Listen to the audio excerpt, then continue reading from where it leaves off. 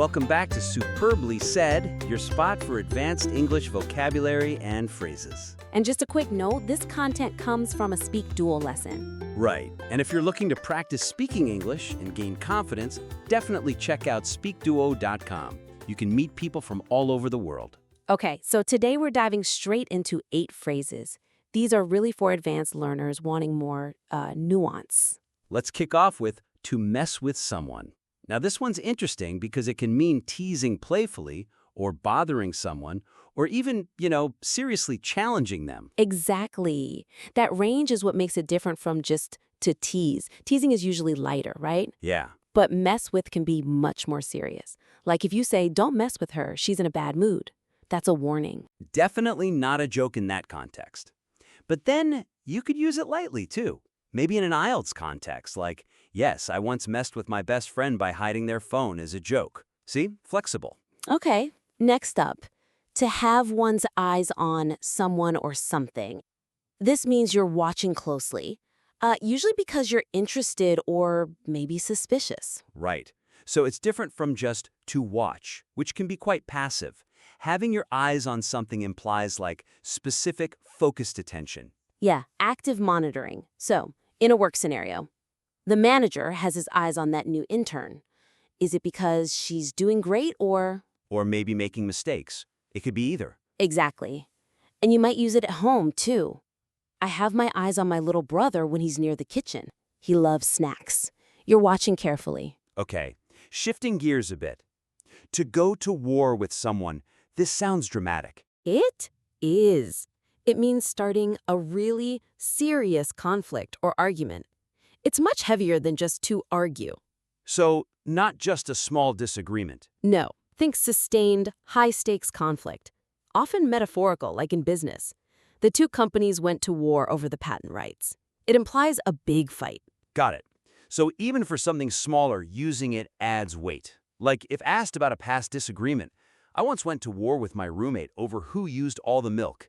It adds that kind of humorous exaggeration, maybe. It certainly emphasizes the seriousness, even if the topic itself is trivial. Now for something completely different in tone. You done messed up. Ah, yes. Very informal, this one. It's a humorous, or sometimes just exaggerated, way of saying someone made a pretty big mistake. Yeah, you definitely wouldn't write this in a formal email. It's got that informal, almost dramatic, often funny feel to it. Oh no, you done messed up. The cake is burned. Exactly. It really highlights the error. You might use it self-deprecatingly, too. I done messed up once by sending a message to the wrong person. We've all been there, maybe. Okay, sticking with dramatic language, but maybe a bit more old-fashioned, pray tell. Ha, yes, pray tell. It's basically a very theatrical way of saying, please explain, or I'd like to know. It almost always sounds a bit suspicious or sarcastic now. Right, it's hard to use sincerely. You'd use it when you're raising an eyebrow, maybe? And what, pray tell, are you doing in my chair? Perfect example. It adds that instant dramatic, maybe slightly amused or annoyed flavor. Sometimes people use it jokingly for effect. Next up, premature exodus. This sounds rather formal. It can be formal or just a bit humorous. It simply means leaving somewhere too early. So, not just leaving early. Premature exodus suggests it was maybe noticeable, or a group leaving, or just significant somehow. Exactly. It adds a bit more weight or formality. Like, the students made a premature exodus before the class actually ended. It sounds a bit more descriptive than just they left early. Right, I could see using that. Maybe if describing a party. Yeah, I made a premature exodus from the party because it was just too loud. Okay, how about the usual suspects? I like this one. Me too. It refers to those people, the ones who are always involved when a certain type of thing happens. Often something mischievous or problematic. Yeah, it's not just the people we expect. It specifically implies this recurring pattern of involvement. Like, when something goes wrong around here, it's always the usual suspects. You know exactly who they mean. So if asked who's behind a prank, my 2 closest friends, they're always the usual suspects. And speaking of pranks, that brings us to our last word, mischievous. It's an adjective. Right, meaning playfully causing trouble or doing slightly naughty things. The key here is playfully. It's much lighter than naughty or certainly malicious. It implies a sort of lighthearted spirit behind the trouble. Like the mischievous cat kept knocking things off the table. It suggests the cat is being a bit cheeky, maybe even cute, rather than genuinely bad. Exactly. You could describe a child that way, too. Were you mischievous as a child? Definitely. I loved playing small tricks on my siblings.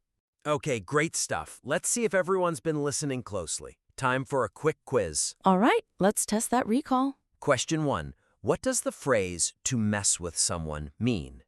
Is it A, to avoid someone, B, to rely on someone too much, or C, to tease or bother someone, either playfully or seriously? Feel free to pause if you need a moment to think. And the answer for "to mess with someone" is C, to tease or bother someone, playfully or seriously. Remember that wide range. Question 2.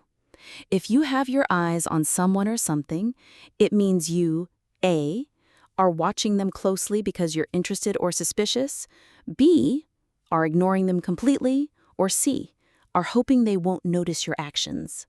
Okay, the answer for "have your eyes on" is A, watching closely, with interest or suspicion, like that manager and the intern. Question 3. To go to war with someone means to A, compete with them in a friendly way, B, agree with them after a heated debate, or C, start a serious conflict or argument with them. And the answer for "go to war" is C, starting a serious conflict. Think of those companies battling over patents. Question 4. When someone says, "You done messed up," they mean A, you made a big or obvious mistake, often humorously, B, you succeeded after trying something difficult, or C, you misunderstood what someone said. You done messed up.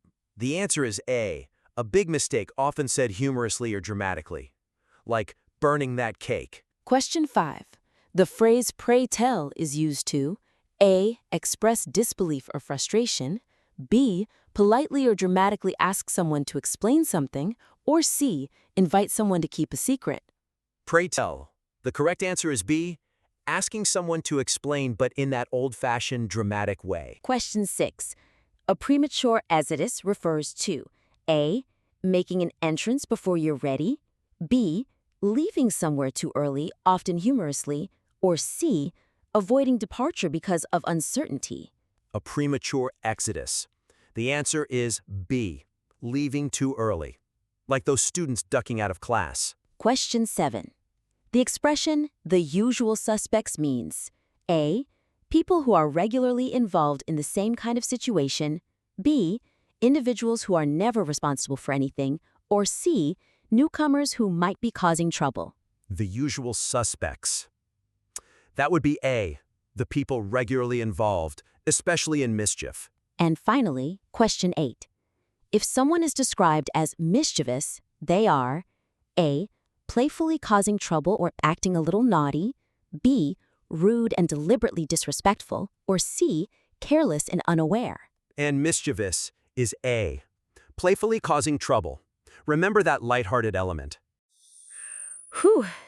Well done if you got most of those. Yeah, hopefully that helps clarify the nuances.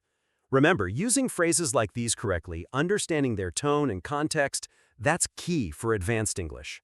Absolutely. Keep practicing, maybe try using them. And don't forget, you can build speaking confidence with real people on SpeakDuo.com. Thanks for joining us for this critique.